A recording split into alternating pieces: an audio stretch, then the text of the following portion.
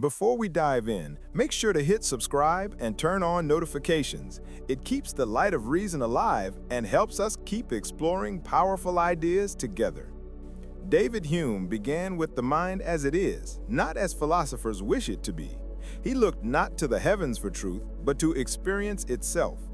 Every idea, he said, comes from impressions, those vivid moments of sensation and feeling that reality presses upon us. What we call thinking is merely the faint echo of these impressions, repeated and arranged within the imagination. No idea exists without an origin in sense or sentiment. Thus, the mind is not a palace of innate truths, but a theater of appearances. Perception, not reason, is our foundation. We believe because we feel, and we reason because we must make sense of what we feel. Hume saw that philosophers had built vast systems upon clouds, mistaking words for realities. He demanded a new discipline, to observe the workings of the mind with the same clarity that Newton brought to the heavens. Knowledge begins with experience and ends when experience ends. Beyond that, all is conjecture. Hume's radical move was to cut human certainty down to its natural size. When we speak of cause and effect, we do not perceive any necessary connection between them. We only see one event following another, over and over, until habit convinces us that one produces the other. The mind, through custom, forges the illusion of necessity. We believe that the sun will rise tomorrow not because reason proves it, but because it always has. Habit replaces demonstration. Experience replaces logic. In this, Hume shattered the rationalist dream of certainty.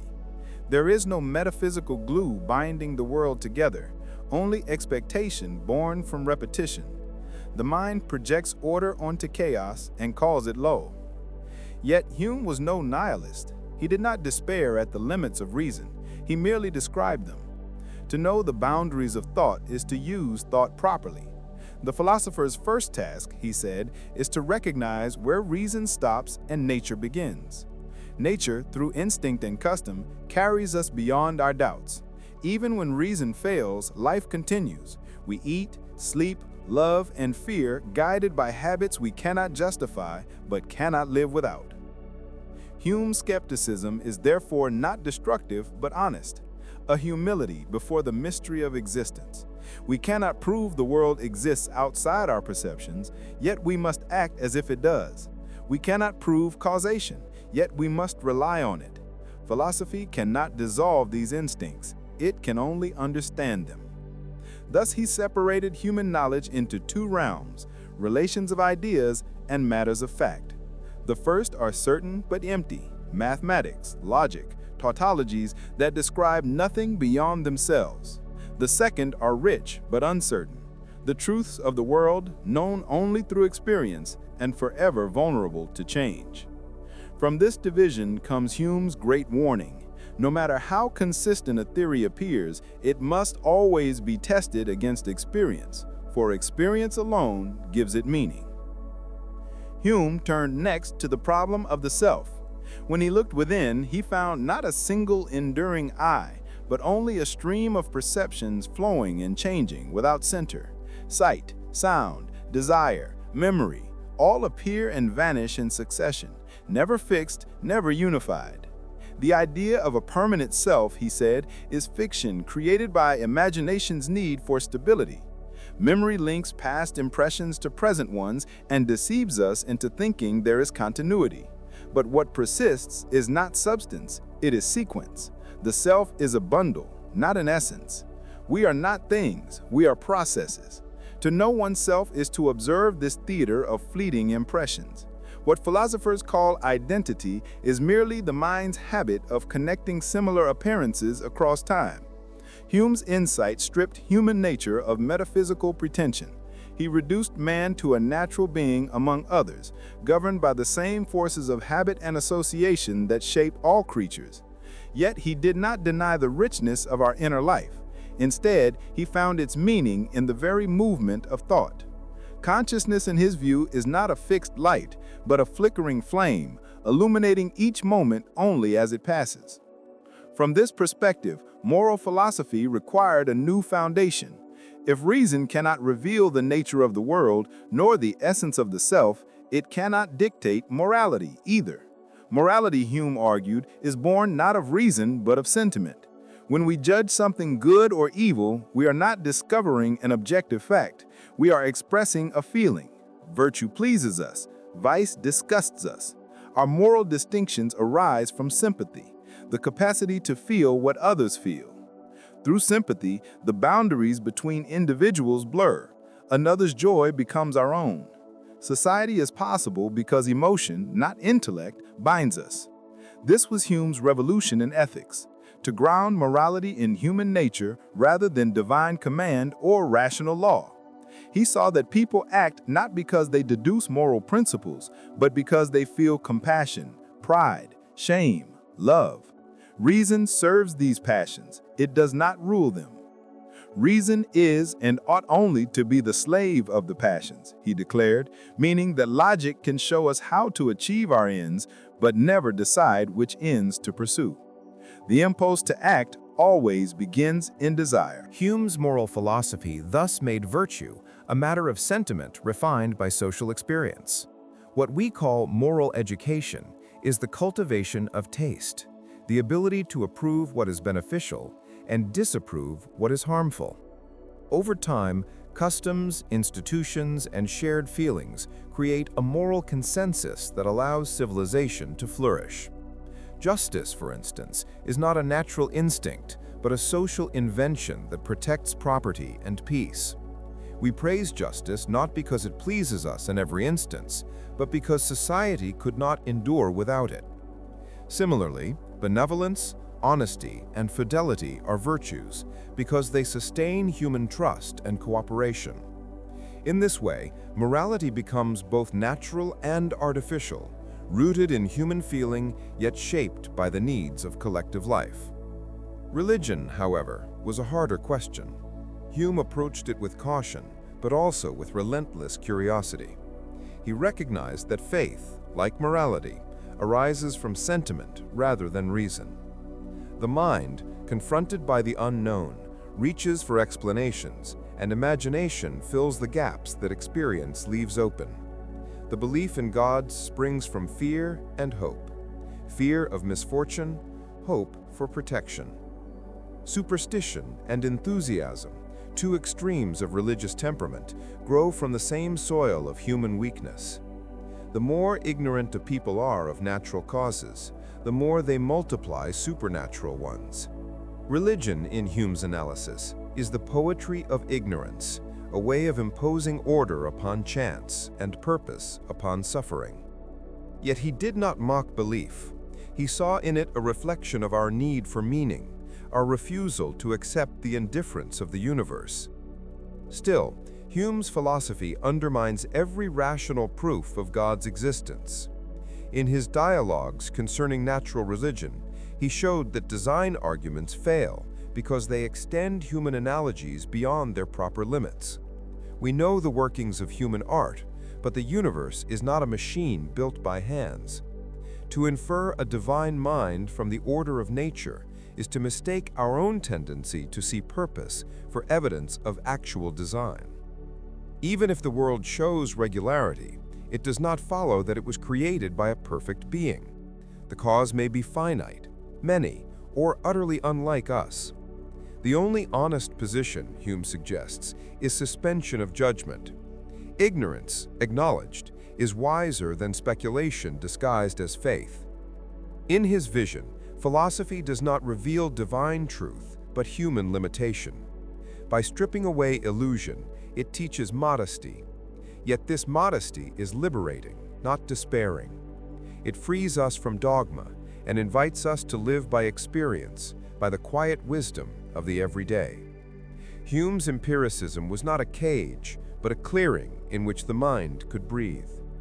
Knowledge becomes a map of appearances, morality a music of shared feeling, religion a mirror of imagination. In this world, certainty dies, but clarity is born. Hume's investigation into causation stands as one of the most radical revolutions in philosophy. He observed that when we say A causes B, we never perceive a necessary connection between the two events. We only see that one type of event regularly follows another. Fire follows spark, pain follows wound, sunrise follows night. The supposed link of necessity is not found in the objects, but in our own minds. After repeated experiences of conjunction, the mind forms a habit of expectation. When we see A, we anticipate B, and this feeling of expectation becomes what we call causation.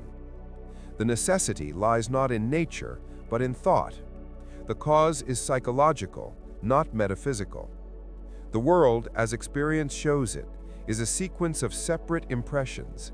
The idea of a binding law is imagination's projection. This discovery shattered the foundations of rational metaphysics. Philosophers had long assumed that the human mind could discover universal principles governing existence. Hume denied this. We can never step beyond experience to grasp the inner power that makes one thing produce another. We can only know what we have seen, and what we have seen gives no ground for certainty. Even the principle of cause and effect, the basis of science itself, rests on habit, not reason. The scientist, like the common man, believes that the future will resemble the past because it always has. Yet this belief cannot be proven without circular reasoning. We assume uniformity because we are creatures of custom, not logic. Hume's skepticism was not meant to destroy knowledge, but to humble it. He wanted to show that human understanding is built not on rational necessity, but on natural instinct. Habit is the foundation of life. It allows us to act, to plan, to survive. The skeptic who doubts everything cannot live. He too must trust in experience, though without metaphysical pretensions. Hume thus distinguished between philosophical and practical skepticism. The first teaches caution, the second allows action. The wise person, he said, is not the one who renounces belief, but the one who knows its limits. This realism extended to his view of science and the human mind. Science does not reveal ultimate causes, it records patterns. Its laws are descriptions, not necessities. To understand nature is to describe its regularities, not to explain them in terms of invisible forces. Hume therefore turned philosophy away from speculation and toward observation. He anticipated the modern scientific spirit, which regards theories as instruments of prediction rather than mirrors of reality. What matters is not what lies behind phenomena, but how phenomena behave. In epistemology, Hume's analysis had a destructive power greater than any before him.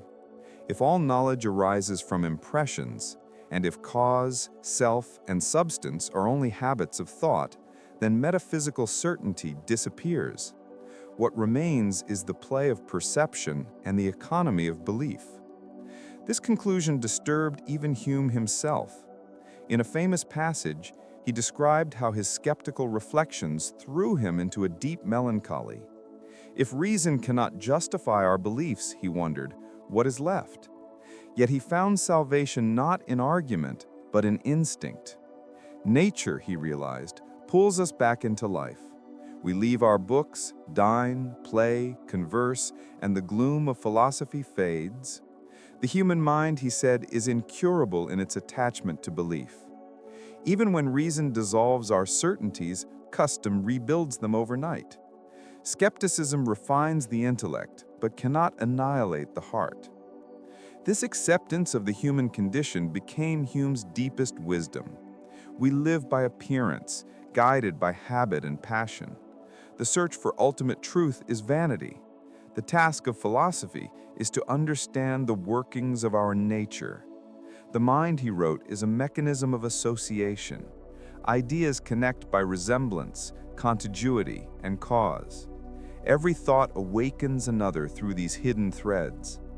In this view, consciousness is not a mirror of reality, but a dynamic web of impressions and images. Thinking is not the discovery of truth, but the movement of imagination under the pressure of experience. From this psychology, Hume built a natural history of understanding. He saw belief as a vivid idea, one that strikes the mind with force. The difference between belief and fiction is not logical, but emotional. Belief feels stronger. When imagination is enlivened by experience, the resulting idea becomes conviction. Thus, reason and emotion are not enemies. Belief itself is a form of passion. This insight laid the groundwork for later philosophy and psychology alike, foreshadowing the modern understanding of cognition as affective and embodied. Hume's reflection on the limits of reason led him to a quiet, almost cheerful resignation. He did not demand certainty because he knew that nature had not designed us for it. Instead, he valued clarity, moderation, and peace of mind. The philosopher he thought should live as an observer, curious, ironic, and kind. Life is a game of impressions. Wisdom lies in playing gracefully. Hume's treatment of free will and necessity reveals his determination to dissolve ancient paradoxes by analyzing the language and habits that create them. Philosophers had long debated whether human freedom could exist in a world governed by causal necessity. Hume argued that the dispute was verbal rather than real. When we say that events are necessary, we mean only that they follow each other in regular succession and that we expect one after the other. This necessity is nothing more than the mind's habit of connection. Human actions, too, arise from motives, character, and circumstances that are part of the same chain of natural regularities. If we saw someone acting with no cause at all, we would not call him free, we would call him mad. Freedom, therefore, does not mean absence of cause. It means the ability to act according to one's will without external compulsion. In this way, Hume reconciled liberty with necessity. The uniformity of human behavior, far from destroying freedom, makes moral judgment possible. If actions were random, praise and blame would be meaningless. We can call someone virtuous or vicious only because their conduct springs from stable motives. A moral system presupposes that actions are predictable effects of character. Thus, necessity underlies responsibility. Freedom operates within causation, not against it. This pragmatic solution avoided metaphysical confusion and grounded ethics in psychology rather than theology. Yet he was not naive about human nature. He saw that men are partial, selfish, and easily swayed by pride. The task of society is to correct these tendencies by forming institutions that channel passion into cooperation. Justice, especially, is an artificial virtue born from necessity. In a world of scarcity, property must be respected, otherwise conflict would destroy peace. Laws, therefore, are not divine decrees, but conventions formed by experience. Their authority arises from utility, not revelation. Even political obedience rests on habit and interest, not on any metaphysical right of kings. Government endures only because it serves the general advantage. When it ceases to do so, allegiance dissolves naturally. In politics, Hume leaned toward moderation. He distrusted both absolute monarchy and popular fanaticism. Liberty, he said, flourishes best under mixed constitutions where power is balanced and passions are checked. History, to him, was a laboratory of human nature, showing how ambition, superstition, and commerce shape nations. He admired the English system for blending authority with freedom, and saw progress not in revolutions, but in the slow refinement of customs. Hume's political philosophy was skeptical, yet practical, guided by experience rather than abstract ideals. His reflections on religion continued this temper of cautious naturalism. In his Natural History of Religion, he traced belief from primitive superstition to more refined theism. Fear of the unknown, he observed, gave rise to polytheism. People peopled nature with spirits to explain fortune and disaster. Only later did philosophy purify these ideas into monotheism. But even in its most sophisticated form, religion remained rooted in passion. Hume concluded that belief in God is not the result of reason, but of psychological need. The proofs offered by theologians, cosmological, teleological, or moral, fail because they rest on analogies and assumptions beyond experience. We have no impression of divine causation, therefore we can form no genuine idea of it. Hume's argument against miracles further undermined religious certainty. A miracle, he said, is a violation of the laws of nature, but our belief in those laws is grounded in firm and repeated experience, while reports of miracles rest on testimony, often weak, biased, or mistaken. It is always more likely that a witness is deceived than that nature has suspended her course. Thus, no rational person can believe in miracles unless the falsehood of the testimony would be even more miraculous. This reasoning did not deny the possibility of the supernatural. It denied that human reason could ever be justified in affirming it. The wise man proportions his belief to the evidence, and experience is always the strongest evidence we possess. Through these analyses, Hume quietly eroded the intellectual foundations of dogma. Yet he never urged open atheism. He saw belief and unbelief as temperaments rather than conclusions. The philosopher's task is not to destroy faith, but to understand it as a product of human nature. Even skepticism, he warned, must be moderate. Carried too far, it paralyzes the mind. The right attitude is a calm acceptance of uncertainty and a cheerful devotion to the ordinary business of life. Philosophy, stripped of illusions, becomes a form of peace. Hume's influence radiated far beyond his time. His skepticism forced later thinkers to rebuild philosophy from new foundations. Kant confessed that Hume awakened him from his dogmatic slumber. The German idealists, the British empiricists, and even modern psychology owe much to his insight that belief is grounded in habit and feeling. He replaced metaphysical systems with an experimental study of the human mind. By doing so, he became the true founder of the science of man. His later reflections reveal a thinker who had carried skepticism to its furthest edge and then turned it into a philosophy of serenity. He did not retreat from doubt. He learned to live with it gracefully. His calm acceptance of uncertainty became the mark of his maturity. For Hume, philosophy was not a struggle to conquer mystery, but a discipline that teaches moderation in belief and gentleness in judgment. After stripping the world of metaphysical certainty, he discovered that tranquility is the only reasonable response. Once we recognize the limits of reason, the mind can rest in the rhythm of experience. Life, he concluded, must be lived, not explained. He viewed happiness as an art of balance. Passions are not to be repressed, but harmonized. Reason's role is not to command, but to guide, to bring order to desire without extinguishing it.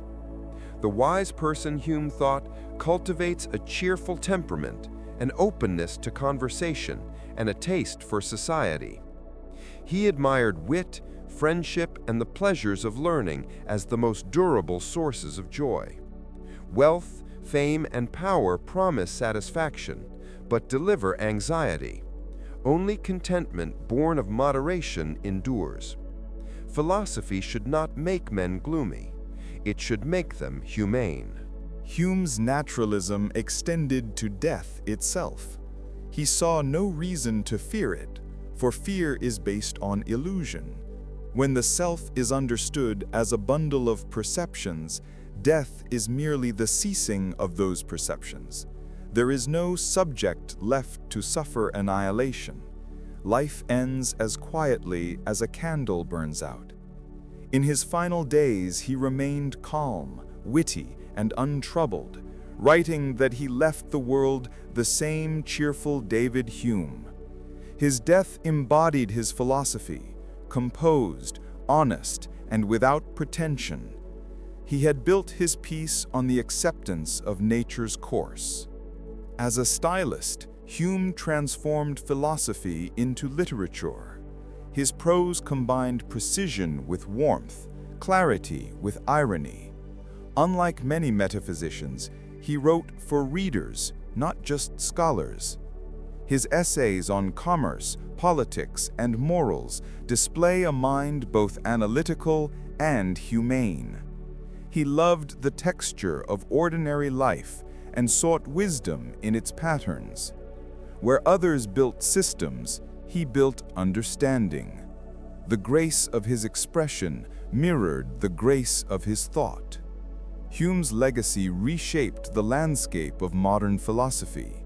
He demolished the pretensions of rationalism and forced thinkers to re-examine the foundations of knowledge. Kant built his critical philosophy in response to Hume's challenge. The empiricism of the 19th century, the pragmatism of the 20th, and even the cognitive sciences of today carried traces of his method. His vision of the mind as an associative, habitual process anticipated psychology's turn toward naturalism. His skepticism about causation inspired both logical positivism and modern philosophy of science. Yet his influence reached beyond philosophy, into the moral imagination of the modern world.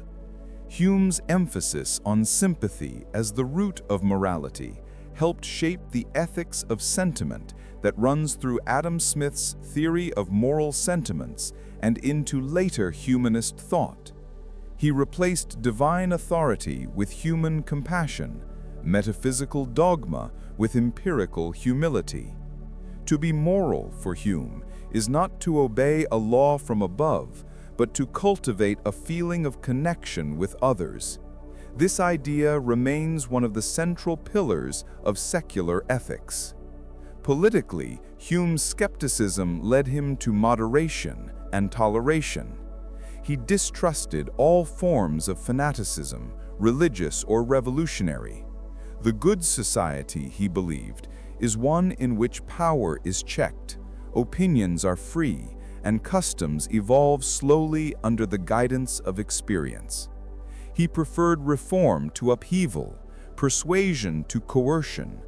Liberty, in his eyes, was not an abstract right, but a practical arrangement that protects peace and prosperity. His political realism, tempered by moral sympathy, gave rise to the liberal tradition that values stability as much as progress. Hume's philosophy culminates in a quiet humanism. He teaches that man is a creature of passion, habit, and imagination, neither God nor beast, but something beautifully in between. We cannot know ultimate truth, but we can live wisely within our ignorance. We cannot escape error, but we can avoid cruelty. We cannot command the universe, but we can delight in its order and mystery. Wisdom lies not in certainty, but in civility. To think well is to live well. To live well is to accept life's imperfections with grace. In the end, Hume's thought offers a philosophy of peace. He saw that the search for absolute knowledge only breeds anxiety, while acceptance brings calm. The skeptical mind, freed from illusion, becomes capable of compassion and laughter. His philosophy is not a cold negation, but a warm realism, an invitation to find joy in the human condition. The meaning of life, he might say, is life itself, the movement of impressions, the play of thought, the fellowship of minds. And so Hume stands as the philosopher of clarity in a world clouded by dogma. He taught us that ignorance, honestly admitted, is the beginning of wisdom, that reason's strength lies in knowing its weakness, and that happiness belongs not to those who claim truth, but to those who live it quietly. His enduring message is simple and luminous: trust experience, temper belief, cherish friendship, and let the mind rest in the modest grandeur of what is known. Though Hume's earthly journey ended, his ideas continued to ripple through the centuries, reshaping how thinkers understood the mind, morality, and the very limits of human understanding. His skepticism was not the sterile doubt of a cynic, but the disciplined humility of one who had looked deeply into the machinery of reason and found its gears made of habit, passion, and imagination. He left behind a method rather than a doctrine, a way of thinking that demanded we test every belief against experience and never mistake the comfort of conviction for the truth of evidence. After Hume, philosophy could never return to innocence. He had shown that human reason, far from being an angelic faculty rising above nature, was part of nature itself. Thought was a natural phenomenon, born of the same instincts that move animals to seek food and shelter. This naturalization of the mind paved the way for psychology, anthropology, and evolutionary thought. It turned philosophy inward, toward an investigation of how the mind constructs its world. Where earlier thinkers sought certainty in metaphysics, Hume found knowledge in observation. He made philosophy empirical in spirit, even when its subject was the soul. In ethics, his insistence on sentiment as the foundation of moral life anticipated modern moral psychology. Long before neuroscience or behavioral science, he understood that judgment and emotion are inseparable. The moral sense, he said, is not imposed from without. It grows within, shaped by sympathy and social experience. Every time a person feels compassion for another, the invisible fabric of moral order is renewed. This insight freed ethics from dogma and restored it to human nature. In politics, his thought carried an equally profound realism. He distrusted ideology as much as tyranny.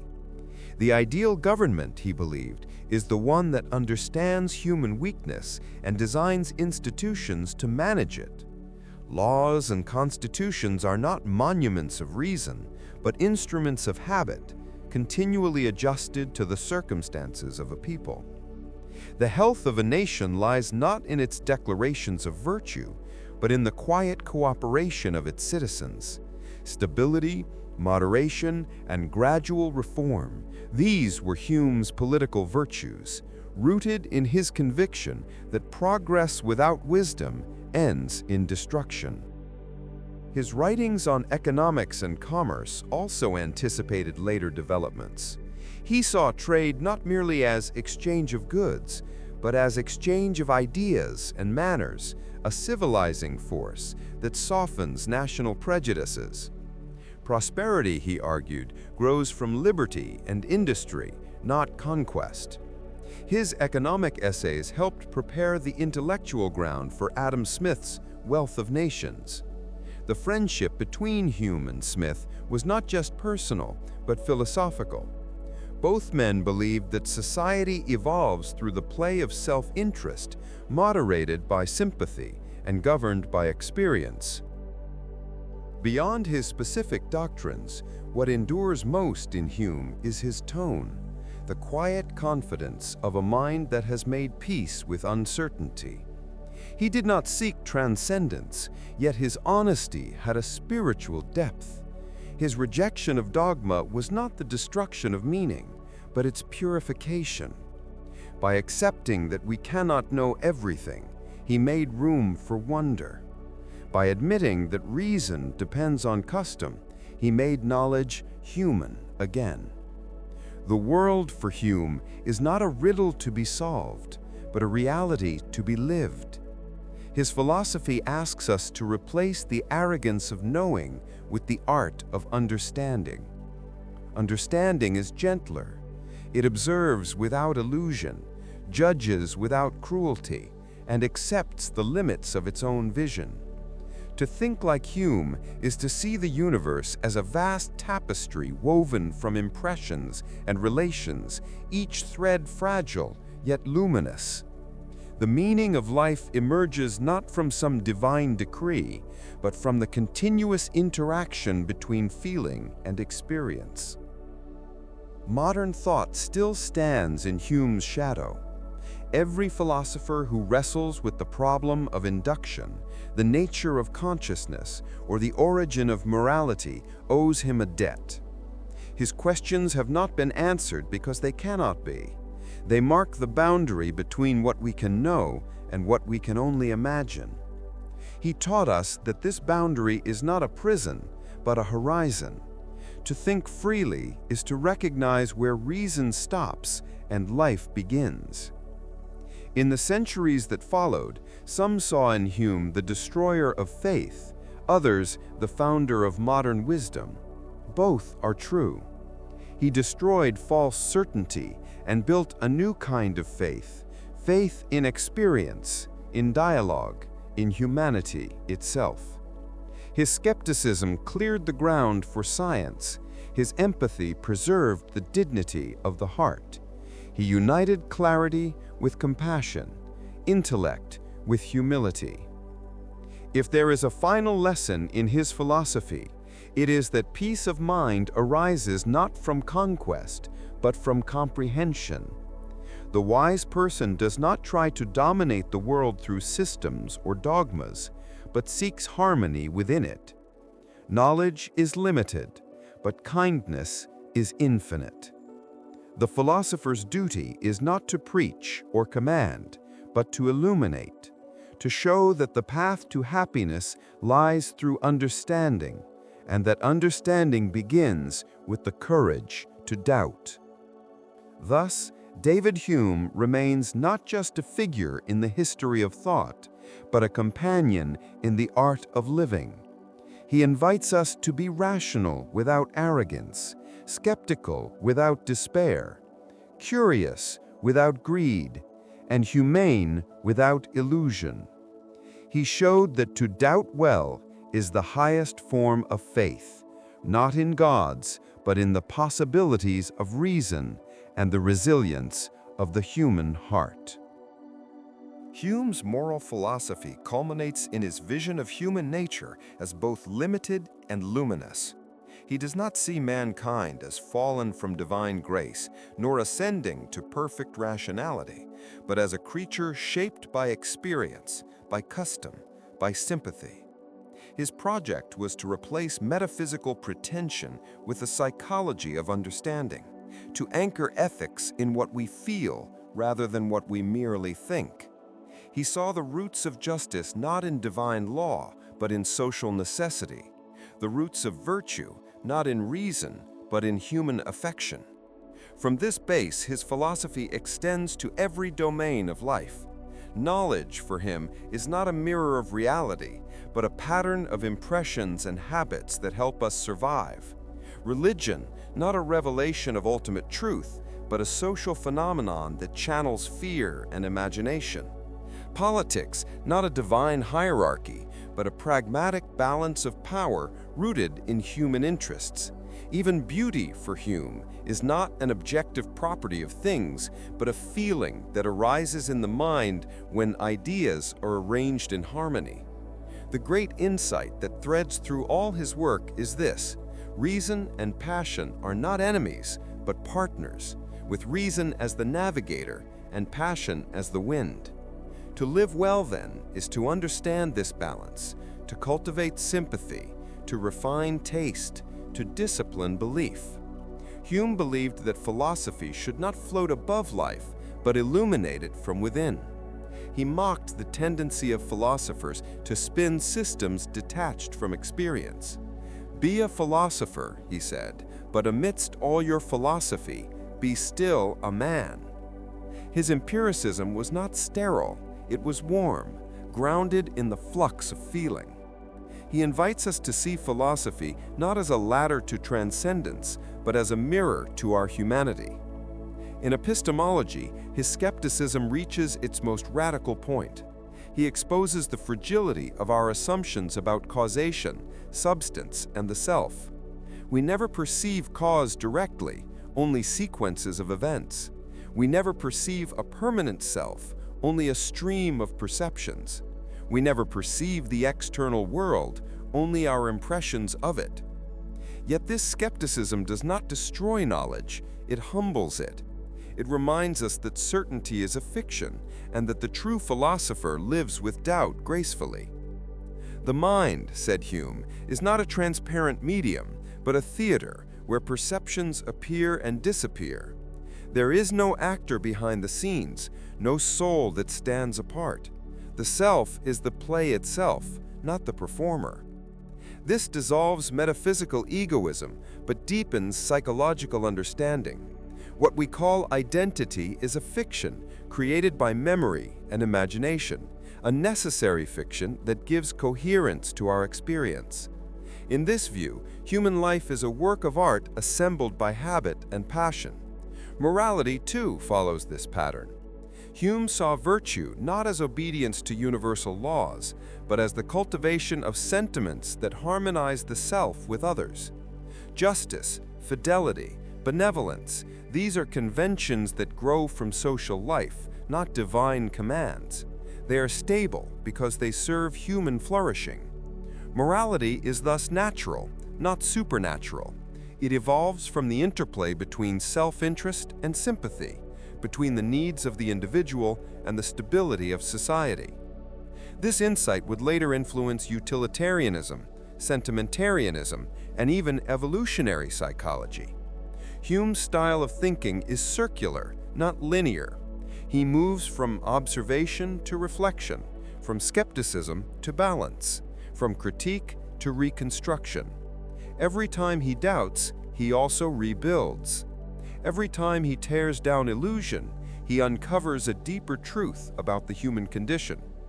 The beauty of his thought lies not in rigid doctrines, but in the rhythm of his reasoning.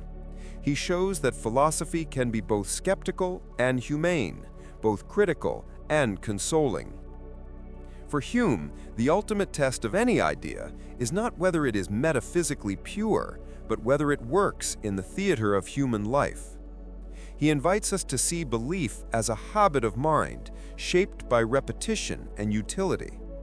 Even our faith in the external world is a kind of instinct, not a logical deduction. Custom, not reason, is the great guide of human life. This is not a defeat of reason, but its domestication. It makes reason serve experience rather than dominate it. His skepticism about miracles reflects the same principle. He does not deny that the universe could contain wonders, but he argues that testimony about miracles always falls short of the evidence needed to outweigh our experience of natural regularity. In this way, he dismantles superstition without attacking faith directly. He merely shows that belief must proportion itself to evidence. This same attitude pervades his political thought. Hume distrusts revolutions and metaphysical rights, preferring gradual reform grounded in history and habit. Governments, he says, rest not on consent, but on opinion, on the collective acceptance of authority. Liberty, therefore, is preserved not by abstract principles, but by institutions and customs that balance power. His politics is moderate, empirical, and humane. He believes in progress, but only of a cautious kind. Progress guided by experience, not ideology. Beneath his skepticism lies a deep optimism about human sociability. He sees man as capable of refinement, not through revelation, but through culture. Commerce, conversation, art, and science all enlarge sympathy and reduce fanaticism. Civilization, for Hume, is the triumph of habit over violence, of sociability over solitude. Yet he never forgets that this triumph is fragile. Superstition, enthusiasm, and ambition always threaten to tear it apart. Thus his philosophy is both hopeful and melancholy, a recognition that reason can guide but never master the passions that move history. His reflections on religion reveal this tension most clearly. He admired the moral teachings of Christianity but rejected its metaphysical claims. He treated the existence of God as an unresolvable question, beyond the limits of human understanding. In the dialogues concerning natural religion, he lets his characters debate without giving a final verdict. But the tone suggests that belief is, at best, a poetic necessity. Religion, for Hume, serves a social function, but becomes dangerous when it claims to reveal ultimate truth. The wise man, he suggests, respects religion as a human creation while living according to natural virtue. What survives in Hume's philosophy is not a system, but a method, a disciplined modesty before the limits of the mind. He asks us to abandon the illusion of metaphysical certainty and instead cultivate intellectual humility. Knowledge, he teaches, is a matter of probability, not absolute truth. Morality, a matter of sentiment, not command. Society, a matter of habit, not divine order. And happiness, a matter of tempering our expectations, not conquering the world. His philosophy ends where it began, with human nature. We are creatures of passion, imagination, and curiosity. Our task is not to escape these, but to understand them, to shape them into a life of balance. The wise man, for Hume, is not the one who transcends humanity, but the one who perfects its natural tendencies. He delights in conversation, in beauty, in friendship, in the steady play of thought. Philosophy, then, is not a preparation for death, as the ancients said, but a preparation for life, a way of seeing clearly without despair.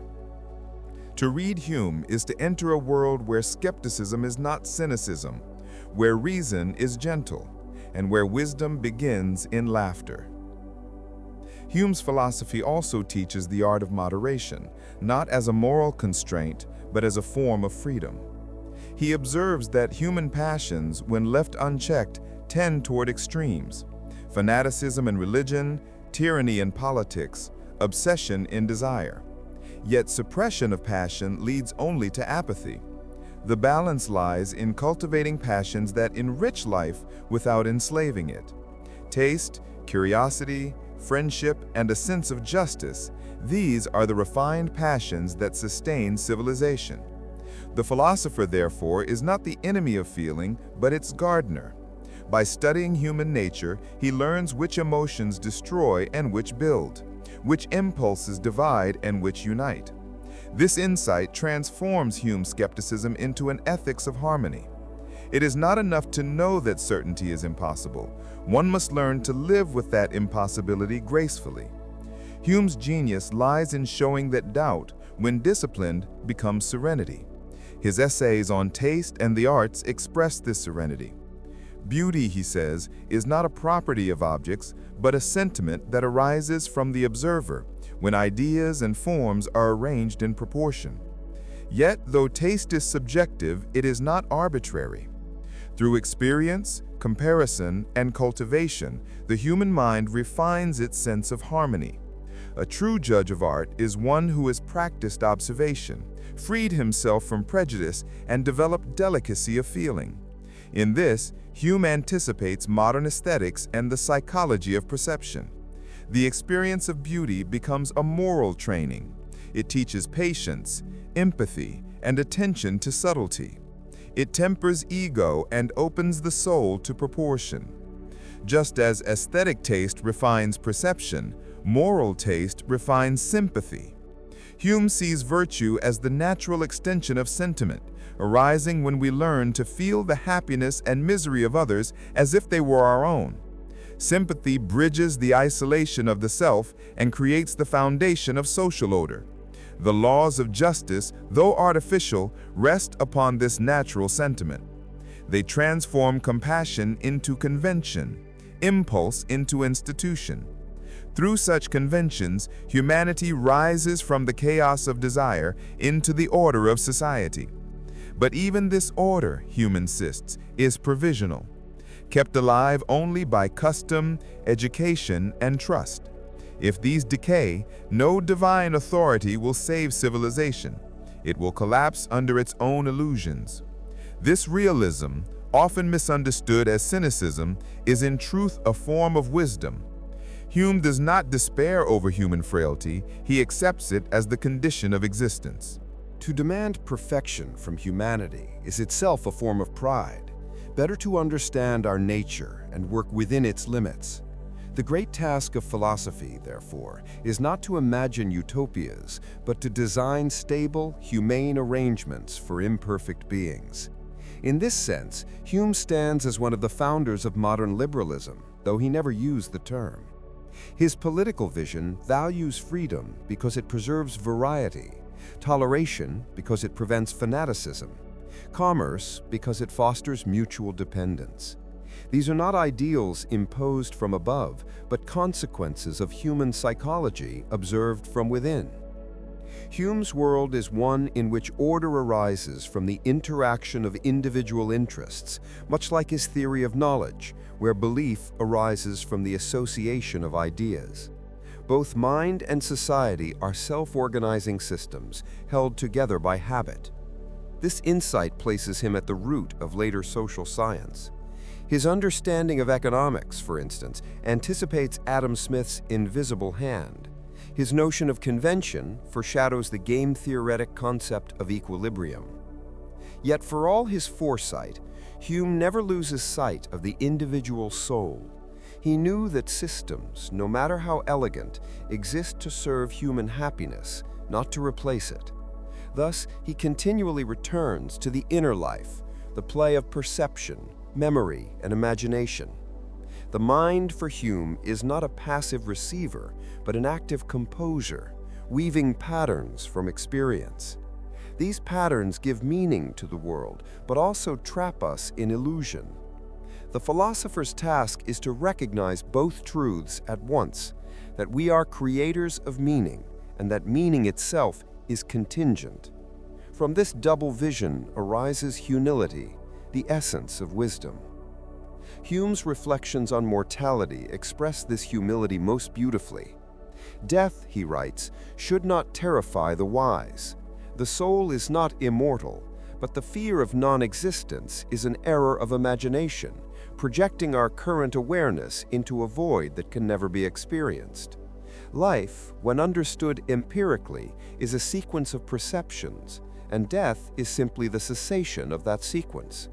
To fear it is to mistake absence for pain. Better to focus on living fully within the bounds of experience. Here Hume returns to his central theme, that philosophy should serve life, not escape from it. He admired the ancient skeptics for their composure and the Epicureans for their joy.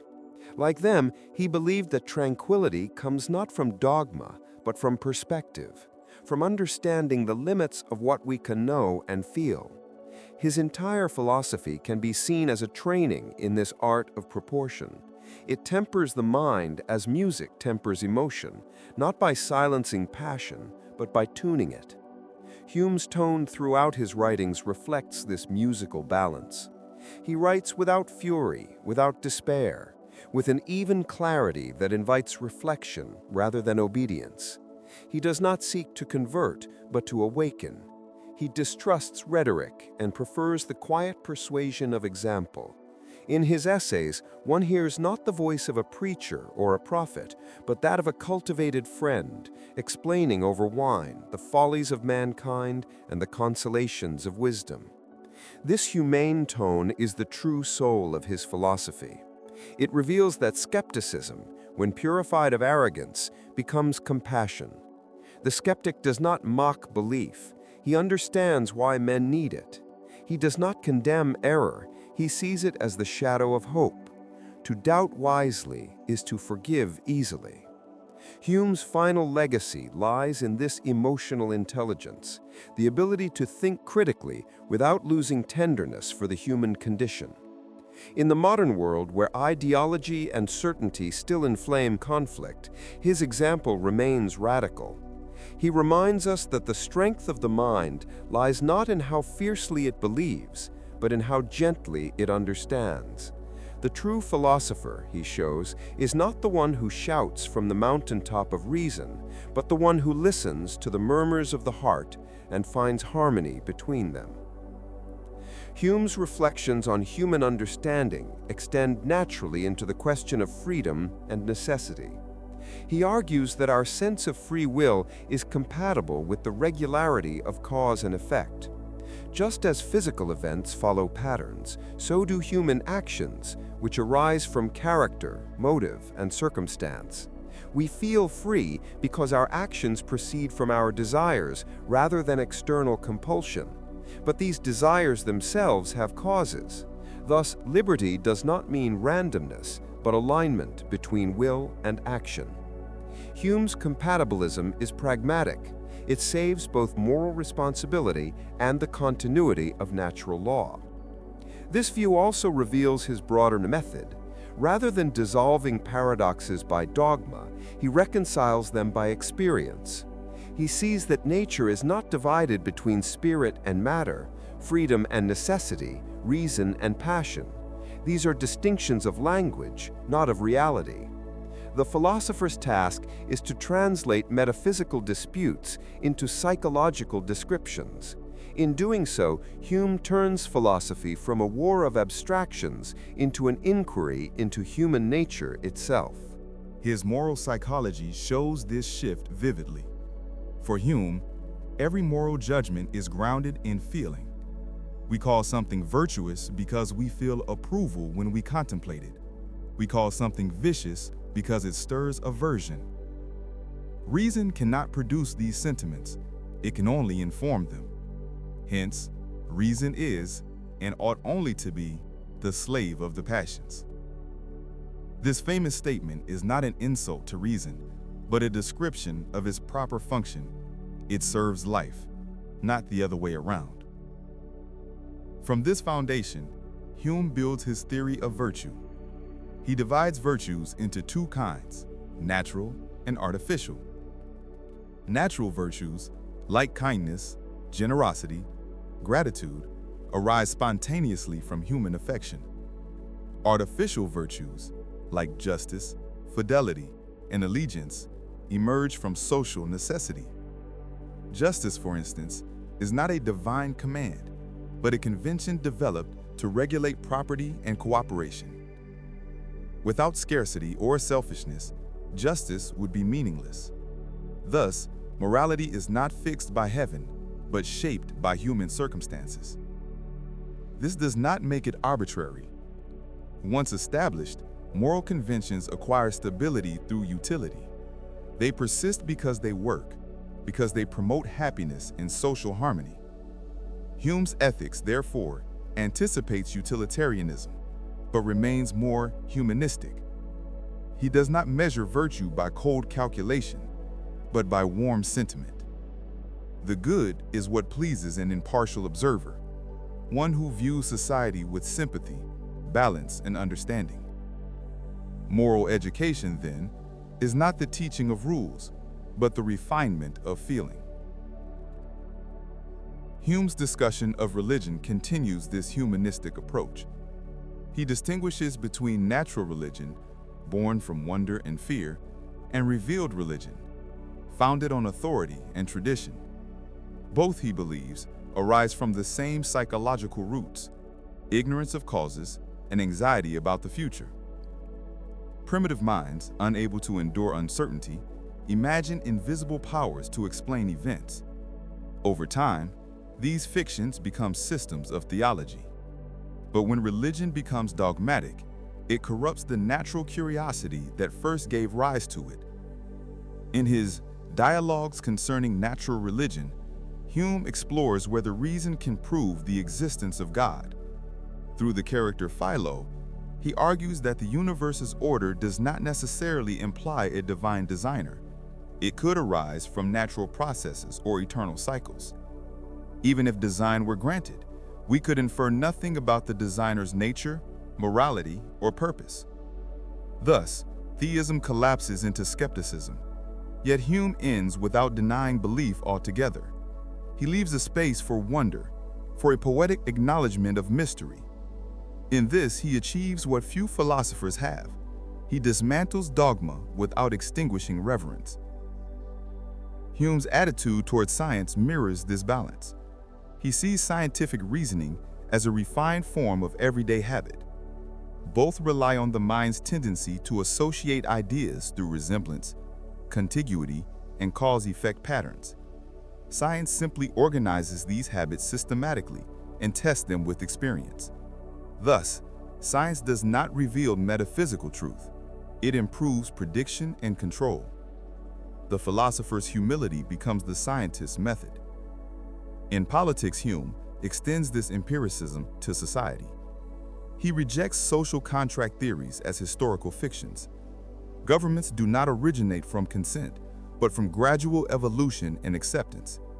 Authority persists because people believe in its legitimacy, not because of divine right or formal agreement. Opinion, not force, is the foundation of every state. When opinion changes, so too does power. From this insight, Hume draws a moderate political philosophy. He distrusts revolutions and utopias, preferring steady reform grounded in custom and experience. Liberty, in his view, depends not on metaphysical rights, but on institutions that balance power and preserve the rule of law. His essays on commerce and government reveal his faith in gradual improvement through education, trade, and tolerance. Progress for Hume is cultural, not apocalyptic.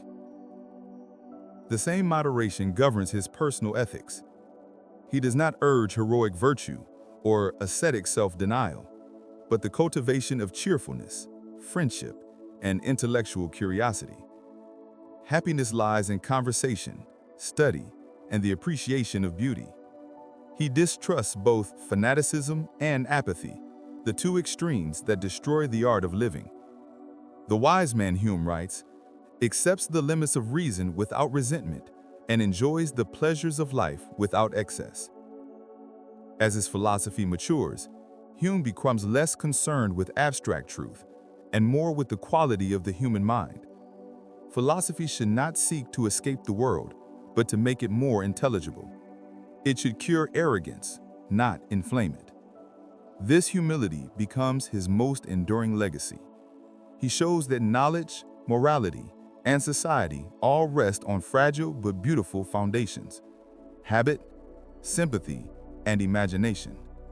To understand them is not to weaken them, but to strengthen them with awareness. Hume's final vision of philosophy is therefore not a fortress of certainty, but a garden of balance. He invites us to walk among our ideas as among flowers, examining, pruning, admiring, without needing to possess. In a universe without absolute anchors, the art of living well replaces the dream of knowing all.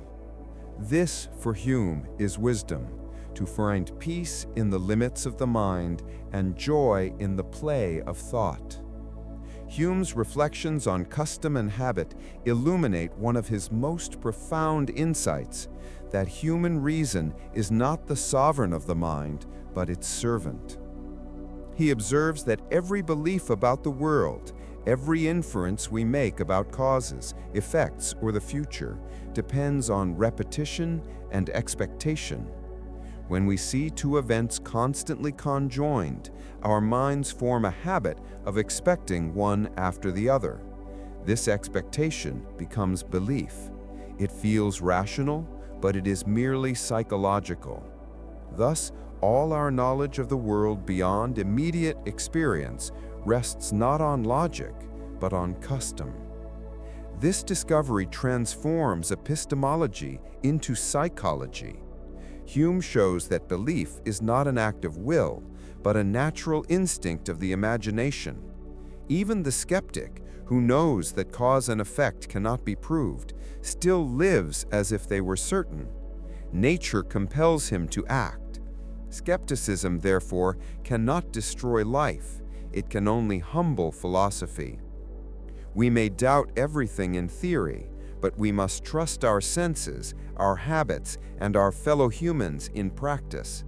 This balance between doubt and necessity defines the Humean spirit, clear-eyed about illusion, yet faithful to the rhythm of experience.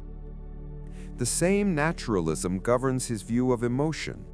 Hume sees the passions not as intrusions upon reason, but as the very force that gives life direction. Reason alone can never move the will, it merely informs it. It is passion, our desires, loves, fears, and hopes that animate us.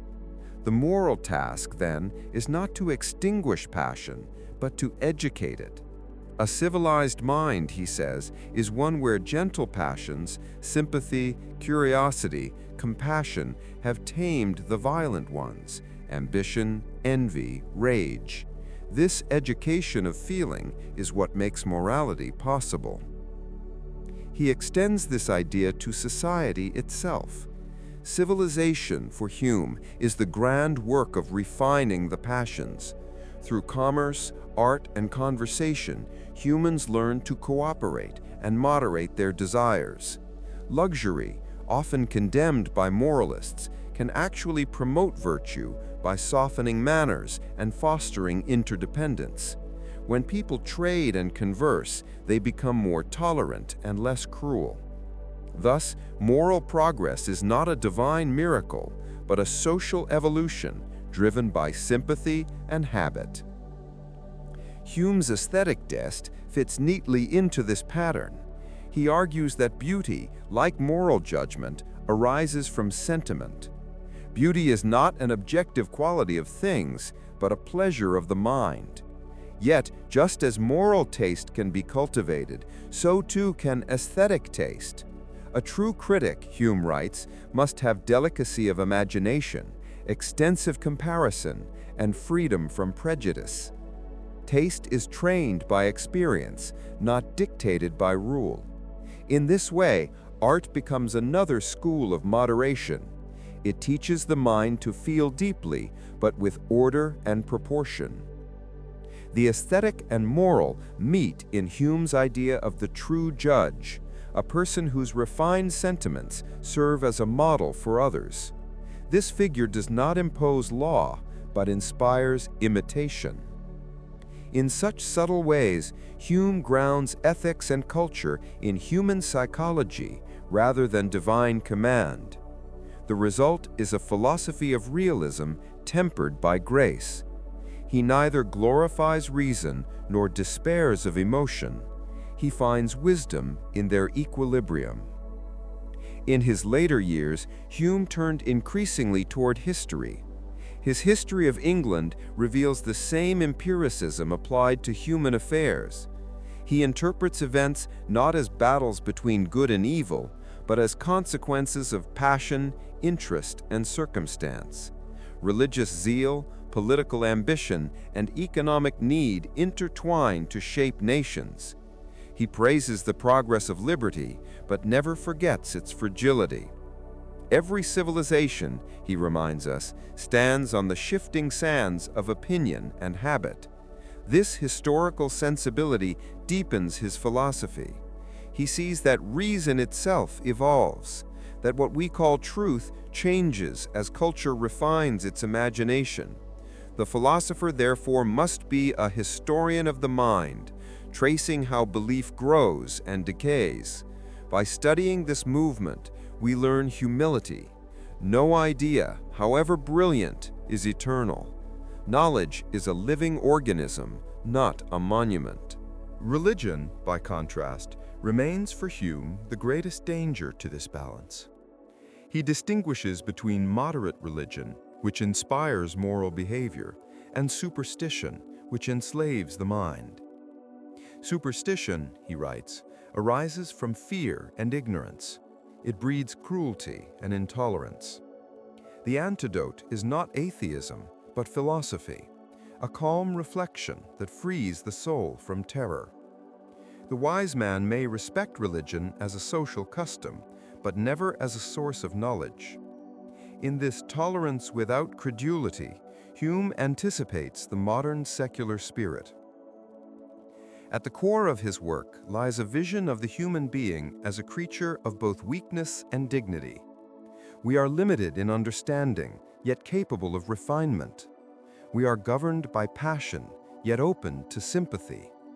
We are finite, yet capable of joy. Hume finds grandeur not in transcendence, but in this very finitude. He shows that meaning does not depend on immortality or divine plan. It is woven daily from perception, habit, and affection. When death came for Hume, he met it with the same serenity he preached. He wrote letters full of calm and humor, saying he looked forward to the great transition without anxiety. His friends, astonished by his composure, called him the most cheerful of dying men. He had lived as he taught, without illusion, without despair, in harmony with nature. And thus his philosophy, stripped of dogma and ornament, becomes a meditation on the art of being human. To live according to Hume is to accept uncertainty, cultivate sympathy, delight in beauty, and trust in experience. It is to understand that truth is not something possessed, but something practiced, a way of moving through the world with clarity and kindness. His message endures because it speaks not to the gods or the metaphysicians, but to us, fragile, feeling, curious beings, forever seeking light within the limits of our reason. Hume's legacy extends far beyond the boundaries of his own century. His ideas on human nature, causation, and morality shaped the foundation of modern philosophy, science, and psychology. He dismantled the illusion that knowledge could rest on pure reason, replacing it with an understanding of the mind as an evolving, organic process. This insight inspired Kant to re-examine the nature of experience, leading to the birth of critical philosophy. Where Descartes sought certainty, Hume exposed its impossibility, and in doing so, opened the path for a more honest science of human understanding. The influence of Hume's skepticism can be traced through every modern discipline that studies the mind. Psychology borrows his principle that thought and emotion arise from associations formed by experience. Sociology echoes his idea that social order is built not from divine design, but from convention and habit. Even economics, through Adam Smith and later thinkers, draws from Hume's vision of sympathy and exchange as the foundations of human cooperation. In each case, his method is the same. Begin not from abstract principles, but how people actually live, feel, and act. At the heart of this approach lies an enduring humility. Hume teaches that the human mind is both brilliant and bounded.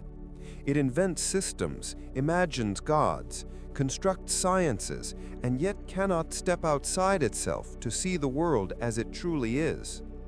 Every belief, every value, every law of nature we hold dear is filtered through our limited senses and habits of thought. The wise response to this is not despair, but moderation. We must think boldly, but judge gently, knowing that every truth is partial and every certainty temporary. In this spirit, Hume redefines the role of philosophy. It is not the pursuit of immutable truths, but the cultivation of intellectual character. The philosopher, in his view, is a lover of perspective, not dogma. He studies human behavior not to condemn it, but to understand it, not to prove men wicked, but to reveal how weakness and virtue intertwine. He sees superstition and ignorance not as evils to be eradicated by force, but as errors to be softened by education, conversation, and toleration. This moderation, so central to his thought, became the moral tone of the Enlightenment itself.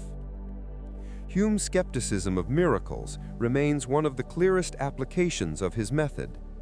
He argues that no testimony is sufficient to establish a miracle unless the falsehood of that testimony itself would be more miraculous than the event it describes. In other words, reason demands that belief be proportioned to evidence. By this standard, reports of miracles, rooted in ignorance, enthusiasm, or deceit, fail the test. This argument does not attack faith directly.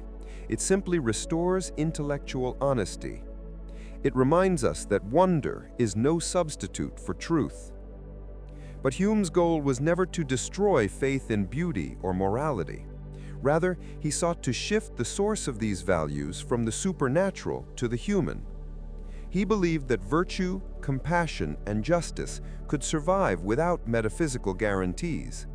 Indeed, they become stronger when rooted in sympathy and shared experience rather than divine command. For Hume, morality is the poetry of human nature, the harmonizing of feeling and reason in the service of coexistence. His reflections on education and character emphasize this humanism. He thought that the best minds are not those who memorize systems, but those who learn proportion, irony, and perspective. To be wise is not to know everything, but to see clearly how little one knows. The true philosopher laughs easily, doubts humbly, and observes carefully. He avoids both cynicism and fanaticism, finding beauty in imperfection. In this way, philosophy becomes a form of character development, a moral exercise in lucidity. Even Hume's style reflects his philosophy. He writes with clarity, precision, and warmth, avoiding obscurity and pedantry. He treats readers as companions rather than disciples, guiding them gently through paradoxes. Every essay, even when skeptical, carries a tone of civility and grace. This literary elegance is no accident. It embodies his conviction that thought and manners are connected. Reason, to be humane, must also be polite. In his later correspondence, Hume speaks often of tranquility as the highest human state. Not indifference, but a calm engagement with life, a mind attuned to both pleasure and limitation. This ideal replaces the religious promise of salvation with a secular peace rooted in wisdom. He envisions a world where knowledge tempers arrogance, where passion serves friendship, where skepticism purifies faith.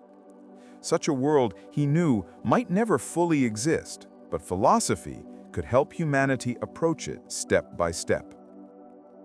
Perhaps the most radical aspect of Hume's philosophy is his understanding of the self.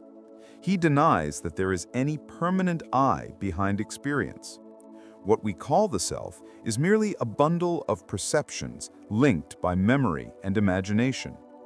This view, shocking in its time, foreshadowed later insights in psychology, neuroscience, and even Buddhism.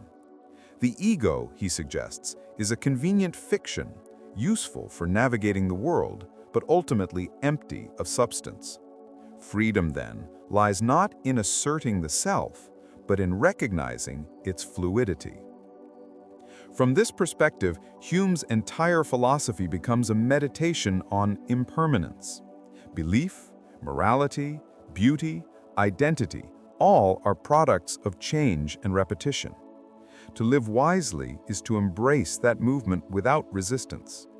He teaches that peace is not found in certainty, but in rhythm, in the ebb and flow of understanding. His skepticism is not a prison of doubt, but a doorway to freedom. By accepting that we cannot know all, we learn to live fully within what we do know. When one steps back from Hume's system, what remains is a vision of philosophy as therapy. It cures arrogance with humility, fear with perspective, ignorance with curiosity. It replaces the demand for eternal truths with a love of inquiry. In this way, Hume transforms philosophy from a fortress of dogma into a living art. It becomes a guide not to transcendence, but to composure, a map for navigating the fragile beauty of being human. His legacy endures because it speaks to every age that struggles between belief and doubt. In an era of noise and certainty, Hume's calm voice still whispers, "Think clearly, feel deeply, live gently." For truth is not thunder, it is balance, and the measure of wisdom lies not in what we claim to know, but in how gracefully we live with what we do not know. Hume's understanding of causation stands as one of the most transformative insights in the history of philosophy. He observed that what we call cause and effect is not something we perceive directly. We never see a cause connecting two events. We only see one event followed by another, repeatedly, regularly, predictably. The connection exists not in the world, but in the mind. It is the mind's habit, born from repetition, that makes us believe a cause exists. Thus, causation is not a physical link, but a psychological expectation. This insight shook the foundations of science. If causation is not something objectively real, but something constructed by habit, then the entire edifice of human knowledge is built upon expectation rather than necessity. Science, in Hume's view, becomes not a mirror of nature, but a method of managing experience. We believe the sun will rise tomorrow, not because we know it must, but because it always has. This subtle shift from metaphysical certainty to probabilistic reasoning laid the groundwork for modern empiricism and scientific thought. Yet Hume does not despair at this limitation. Instead, he embraces it as a condition of human existence. We cannot escape the mind's patterns, so we must understand them. He writes not to free humanity from illusion, but to teach it to live wisely within illusion. To see causation as a habit is not to deny its usefulness, it is to recognize it from human nature. Science thus becomes a human art, a disciplined form of faith in experience. From here, Hume turns to the question of the soul. If we cannot perceive a cause connecting events, can we perceive a self connecting thoughts? He argues we cannot. We are nothing but a stream of sensations, feelings, and ideas constantly arising and fading. The self, therefore, is not an entity, but an ongoing performance. It is memory that gives the illusion of unity, weaving together the fragments of consciousness into a story. This radical notion undermines all metaphysical notions of the soul as a permanent essence. Still, Hume's vision is not nihilistic. Rather than mourning the absence of a fixed self, he celebrates the fluidity of human identity. He teaches that we are not prisoners of a single definition, but capable of change, adaptation, and renewal. Our emotions, beliefs, and habits form us anew each day. To live well, then, is to curate the stream, to arrange experiences into harmony rather than chaos. Virtue, in this sense, becomes an art of balance, not obedience to eternal law. This moral vision pervades his enquiry concerning the principles of morals. Hume grounds ethics not in divine command or rational deduction, but in the natural sentiments of human beings. Morality, he says, is founded upon sympathy, the capacity to feel with others. When we see another suffer or rejoice, our imagination reflects their state into our own hearts. From this shared emotion arises the sense of right and wrong.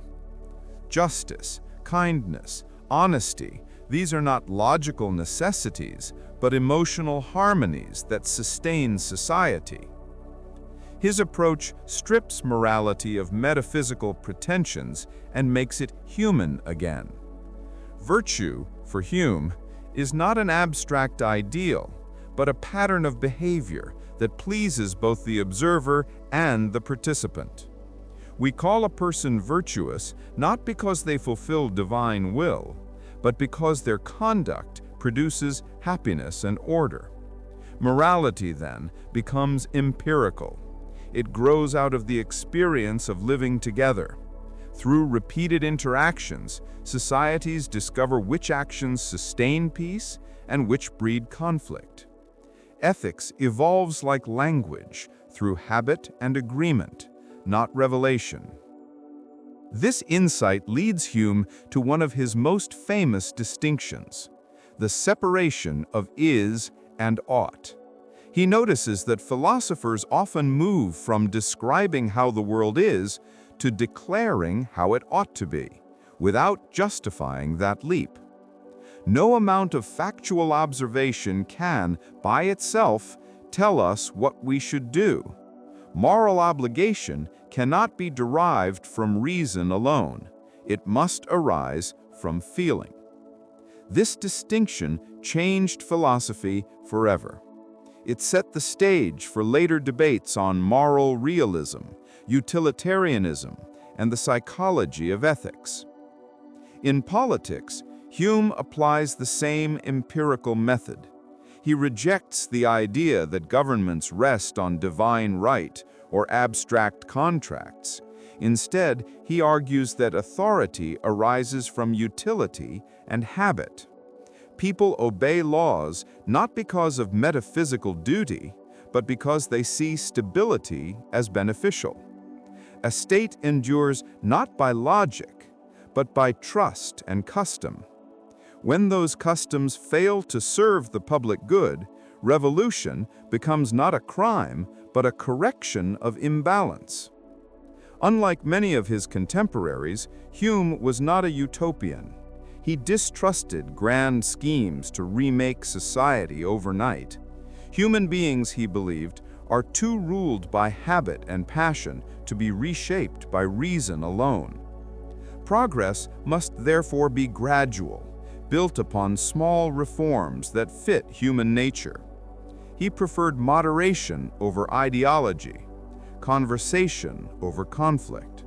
In his view, the health of a society lies not in perfect justice, but in stable imperfection, a peace sustained by mutual restraint. Religion, too, undergoes Hume's scrutiny. He approaches it not with hostility, but with curiosity. Why do people believe in gods, miracles, or divine design? Because such beliefs arise naturally from the human tendency to project order onto the unknown. Faced with uncertainty, the mind invents causes, spirits, and invisible agents. Religion, then, is not an error to be mocked, but a phenomenon to be understood. It expresses the same instinct that drives science, the desire to find meaning in chaos. Yet Hume draws a crucial line. While religion may comfort, it must not command. When faith dictates law or suppresses reason, it becomes tyranny.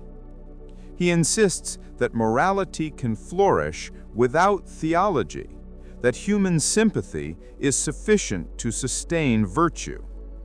In this, he anticipates secular humanism, a moral order built upon shared experience rather than revelation.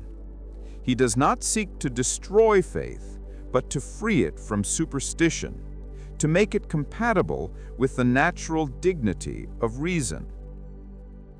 In his essay, Of the Standard of Taste, Hume applies his empirical eye to aesthetics.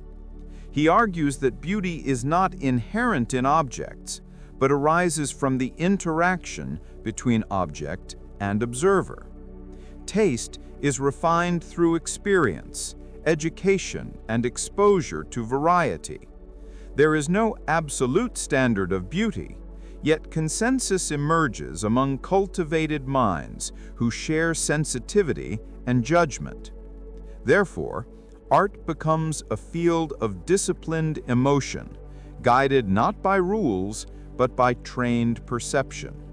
Here again, Hume finds balance between subjectivity and order, emotion and reason. Through all his writings runs a single theme, that human understanding is limited but not powerless. We cannot know reality as it is, but we can live wisely within our limitations. We cannot ground morality in eternal truths, but we can cultivate empathy. We cannot escape custom, but we can refine it. For Hume, the measure of greatness lies not in transcending humanity, but in understanding it. Wisdom is not omniscience. It is clarity without arrogance, curiosity without illusion. In his later reflections, Hume turns toward the question that haunts all philosophy. What becomes of the mind when reason ends, when death approaches, when the lights of thought fade into silence? He confronts this not with fear, but with calm. For Hume, death is the natural conclusion of perception. Just as thought arises from impressions, it dissolves when impressions cease. There is no tragedy in this, only the end of a sequence. Consciousness, which never possessed permanence, simply stops. The self, which was never more than a bundle of perceptions, disperses into the same nature from which it came. He finds no rational ground for belief in immortality. The notion of an eternal soul is, for him, another product of imagination, an echo of the human desire for continuity. The mind, observing its own persistence through time, mistakes this persistence for permanence. But permanence is not granted by nature. The continuation of the self is an illusion created by memory and fear. Once those dissolve, so does the idea of an afterlife. Yet Hume's tone is not one of despair. Rather, he sees beauty in the finality of life. Mortality gives urgency to experience, clarity to pleasure, and meaning to virtue. We live, he says, not for eternity, but for the vividness of the moment. In this acceptance, Hume becomes one of the first philosophers of existential contentment. Where others seek escape from finitude, he finds harmony with it. Life is a sequence of perceptions, rich and transient, like music played once and gone. To ask for immortality would be to ask the song never to end, to deny what makes it music. This serene view of death reflects his larger philosophy, that peace comes not from control, but from comprehension. To understand nature is to align oneself with its order, not to rebel against it. From this acceptance flows his quiet confidence in the moral power of humanity. Though our reason is weak and our knowledge uncertain, our nature is not corrupt. We are capable of kindness, cooperation, and understanding. Civilization, for Hume, is not the triumph of divine law, but the accumulation of human sympathy. When people live together long enough, their mutual interests and affections create order spontaneously. Commerce, art, and dialogue become moral instruments as vital as religion ever was. Hume's optimism is subtle but deep. He believes that moral progress does not come from revelation or revolution, but from refinement of manners, of sentiments, of taste. Humanity improves not because it discovers final truths, but because it learns to live with uncertainty. The skeptic's humility becomes a civic virtue. A society of thinkers, aware of their limits, is more peaceful than a nation of zealots convinced of their own infallibility. Thus, skepticism becomes a form of moral education. It tempers pride, nurtures patience, and fosters tolerance. Even in his personal writings, Hume's temperament reveals this balance. His letters show a man neither cold nor detached, but cheerful, witty, and deeply humane. He valued friendship, conversation, and the small pleasures of life, the warmth of company, the satisfaction of clear thought, the laughter shared at the end of debate. His skepticism did not make him cynical, it made him kind. Knowing how easily humans deceive themselves, He met their flaws with understanding rather than contempt. In this, Hume stands as a philosopher of human maturity. Where Descartes sought certainty, Hume sought composure. Where Spinoza found salvation in reason, Hume found peace in habit. His wisdom lies not in solving life's mysteries, but in dissolving the need for impossible answers. The world, he reminds us, is not designed to satisfy the intellect, it simply exists. To live well is to participate in its rhythm, without demanding its justification. He returns to this theme in his final years. In his dialogues concerning natural religion, he presents three characters debating the nature of God: the skeptic, Philo, the believer, Demea, and the rational theist, Cleanthes. Through their conversation, Hume demonstrates that reason can neither prove nor disprove divine existence. The universe may show order, but from this we cannot infer a designer, for we know nothing of other possible worlds or causes. The argument for design collapses into ignorance. Faith, if it exists, must rest on feeling, not logic. Yet, even as he dismantles the arguments of theology, Hume allows room for reverence.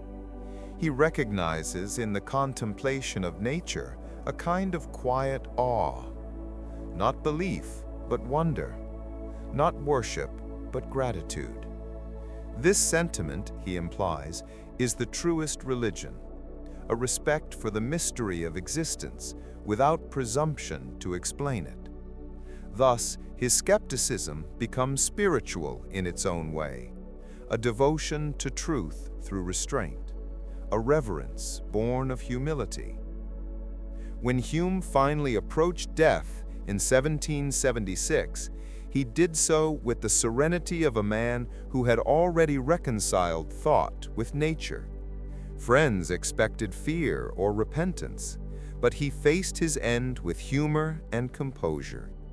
He had lived according to his philosophy, without superstition, without dogma, without despair. His last letters reveal a man content with the finite, finding in mortality not punishment, but completion. In the centuries that followed, his ideas would echo through philosophy, shaping the works of Kant, Mill, Darwin, and the entire empirical tradition. Kant famously confessed that Hume awoke him from his dogmatic slumber, forcing him to question the very foundations of metaphysics. Science, too, would absorb Hume's lessons, recognizing that theories are not mirrors of nature, but tools for prediction and understanding. Even psychology would emerge from his analysis of habit and association. Hume's legacy is therefore not a doctrine, but a method, to question what we think we know, to seek causes in experience rather than in imagination, and to accept uncertainty as the price of wisdom. His philosophy invites us to stand firmly upon the ground of the human, neither exalting ourselves as gods, nor debasing ourselves as sinners. We are, he says, creatures of perception, bound by custom, yet capable of reflection. Our strength lies not in escaping this condition, but in perfecting it. And so his thought ends where it began, with the mind as it is, a bundle of perceptions, an actor upon the stage of life, seeking coherence amid flux. The philosopher's task is not to find eternal foundations, but to navigate impermanence with grace. In this sense, Hume's skepticism is not a denial of truth, but an invitation to honesty, a call to live as beings who know that they do not know, yet still have the courage to think, to feel, and to care.